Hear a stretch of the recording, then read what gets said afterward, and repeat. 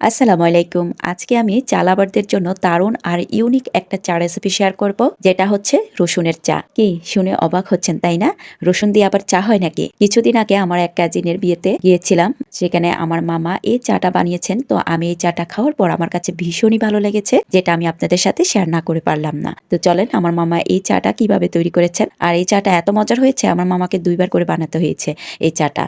তো যাই হোক, চলুন আমি আপনাদের সাথে রেসিপিটা শেয়ার করছি। আরেকটা কথা, আর যেহেতু এটা বিয়ের বাড়ি, তো এটার আশেপাশে পরিবেশটা যেমনই হোক না কেন আপনারা এটা স্কিপ করে নেবেন, শুধুমাত্র রেসিপিটা ফলো করবেন। তো প্রথমে এখানে চুলায় একটা পাত্রে পানি বসিয়ে দিয়েছেন চায়ের জন্য।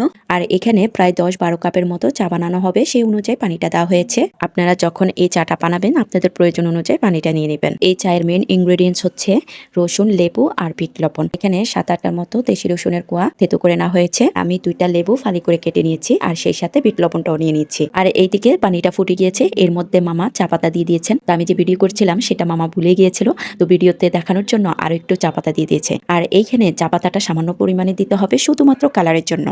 এবার এই চাটা বানানোর জন্য বড় সাইজের একটা গ্লাসের মধ্যে প্রথমে দিয়ে দিয়েছেন থেতো করে নেওয়া রসুন আর ১ চা চামচ বিট লবণ। এরপর দেওয়া হয়েছে লেবুর রস। এখানে যতগুলো লেবু আছে সবগুলো লেবু হাত দিয়ে চিপে দিয়ে দিয়েছেন। আর এই চাতে একটু বেশি পরিমাণে লেবুর রস দিতে হয়। এই চাটা খাওয়ার সময় একটু টক টক টেস্ট লাগে। লেবু আর রসুনের কম্বিনেশনে দারুণ একটা টেস্ট আর ফ্লেভার আসে। আর এই চাটার একটা উপকারিতা হচ্ছে শুষ্ক বা খুসখুস কাশি যাদের আছে তারা যদি একবার এই চাটা বানিয়ে খান তাহলে অনেকটা কমে যাবে। বিশেষ করে যাদের ডায়াবেটিস আছেন তাদের জন্য দারুণ একটা উপকারী চা। এই তো বলতে বলতে এইদিকে চায়ের লিকারটা জাল দেওয়া হয়ে গিয়েছে। আর এখানে রসুন আর লেবুর যে মিশ্রণটা সেটার মধ্যে চিনিটা দিয়ে দিয়েছেন মামা।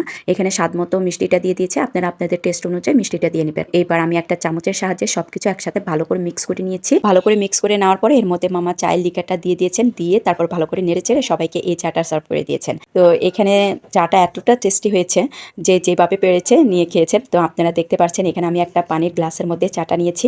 তো যাই হোক, সবাই তো এই চাটা খেয়ে ভীষণ খুশি হয়েছেন।